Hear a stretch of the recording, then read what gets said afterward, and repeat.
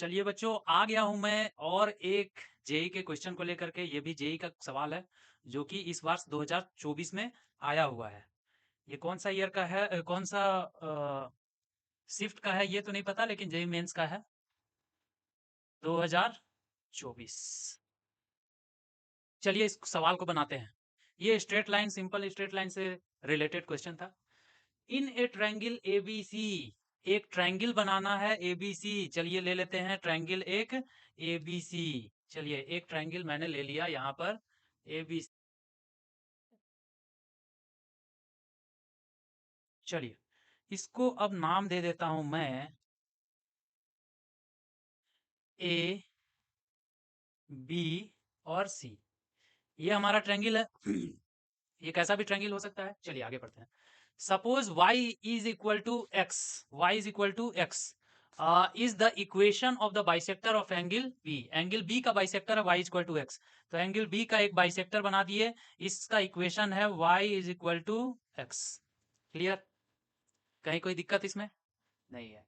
The equation of the side A C is, A C का equation दे दिया गया है तो ए सी का इक्वेशन लिख लेते हैं। तो ये दे दिया है हमारा 2x minus Y equal to two, 2x minus Y is equal to 2।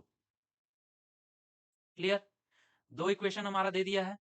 2ab is equal to B C, यहां पर गिवन है, given 2ab is equal to bc के बराबर है। मतलब कि ab को दोगुना करेंगे तो bc के बराबर है, मतलब bc जो है इसका दोगुना है, मतलब इतना बड़ा है, ऐसा है कुछ। एक काम करते हैं, हम इसको क्या करते हैं ना, मिटा देते हैं। हाँ, एक मिनट। चलिए अब इसको क्या करते हैं, इसको और आगे बढ़ा देते हैं और यहां से हम मिला देते हैं। ये लगभग दोगुना हो गया है ना, तो इसका नाम दे देते हैं सी। और इसको मिला देते हैं यहाँ, इसका बाइसेक्टर यानी ये एंगल बराबर ये एंगल, ये y इक्वल टू एक्स है और इसका इक्वेशन है 2x minus Y is equal to 2। Clear?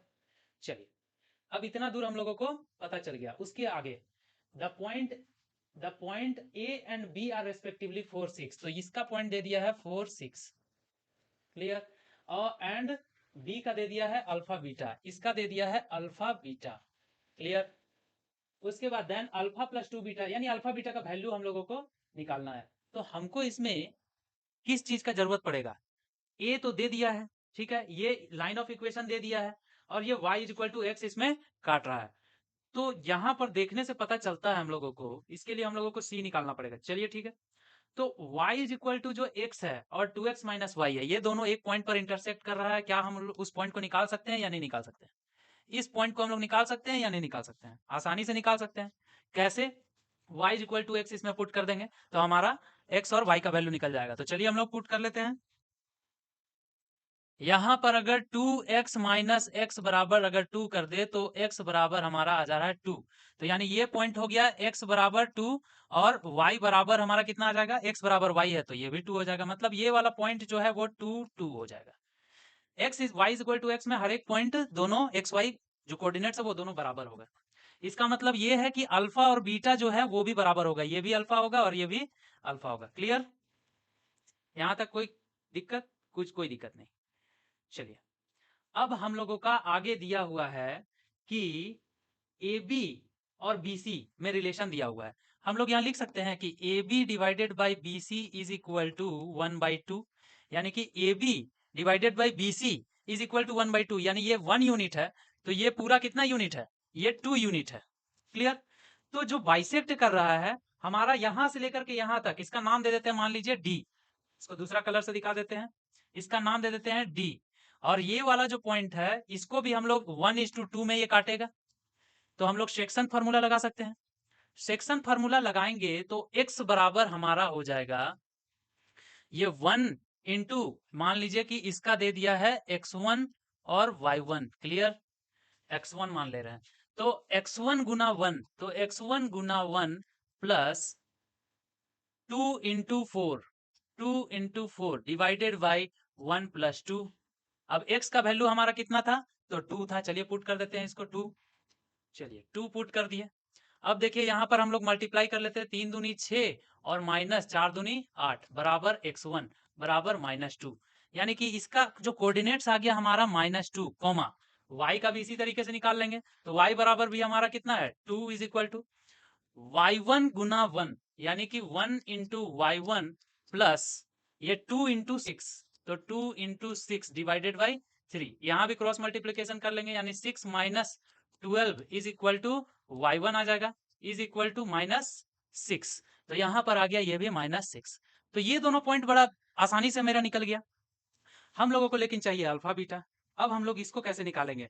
तो हम लोग या तो इसमें पुट कर सकते हैं ए बी का वैल्यू और बी सी का वैल्यू, तो हम लोगों को निकल सकता है। इस तरीके से भी हम लोग निकाल सकते हैं, लेकिन इस तरीके से हमको लगता है थोड़ा ज्यादा लंबा हो जाएगा।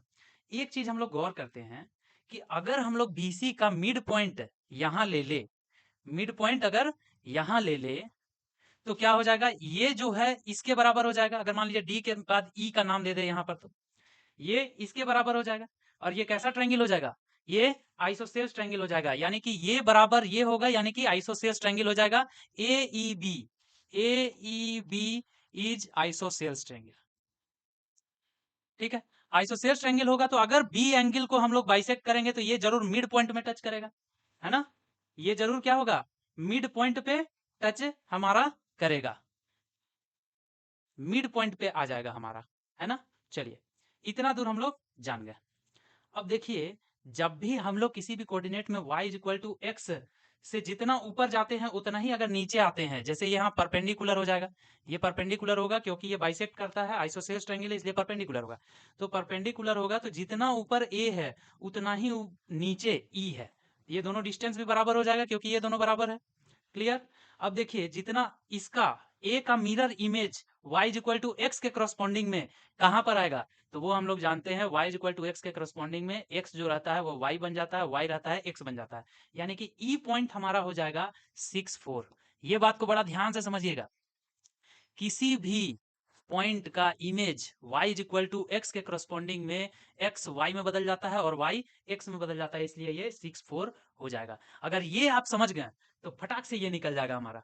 चलिए निकाल के देख लेते हैं। ये हो गया हमारा मिड पॉइंट, और ये पॉइंट दिया हुआ है, ये पॉइंट दिया हुआ है, यानी कि मिड पॉइंट का फार्मूला से हम लोग निकाल लेते हैं। चलिए, तो हम लोग क्या करते हैं, इन दोनों का जोड़, इन दोनों का जोड़ यानी अल्फा प्लस यहाँ पर -2 divided by 2 is equal to हमारा कितना आ जा रहा है 6। अब देखिए, इसको हम लोग सॉल्व करेंगे तो कितना आ जाएगा, 6 दूनी 12 और प्लस 2 बराबर अल्फा, तो यानी कि अल्फा का वैल्यू कितना आ गया 14। क्लियर, यहां तक कोई प्रॉब्लम नहीं है। अब दूसरा भी चेक कर लेते हैं, मान लीजिए कहीं मिस्टेक हो गया हो तो -6 से चेक कर लेते हैं।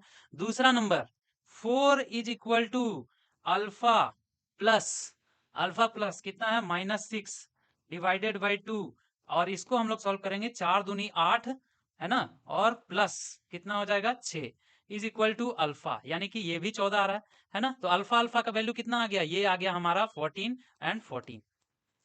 ये समझ में आया या नहीं आया? ये अगर क्लियर हुआ 14 14 y is equal to x के करस्पॉन्डिंग में मिरर इमेज ले लिए a का, तो e आ गया 6 4।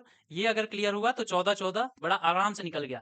अब हम लोग का अल्फा का वैल्यू ये 14 है और ये भी 14 है, तो अल्फा प्लस 2 बीटा, यानी कि अल्फा का वैल्यू हमारा 14 है, अल्फा इज इक्वल टू 14, और बीटा का वैल्यू भी इतना ही है, तो 14 plus 2 into 14 is equal to 14 दूनी 28, 14 तिया 42, 42 इसका क्वेश्चन का सही उत्तर हो जाएगा।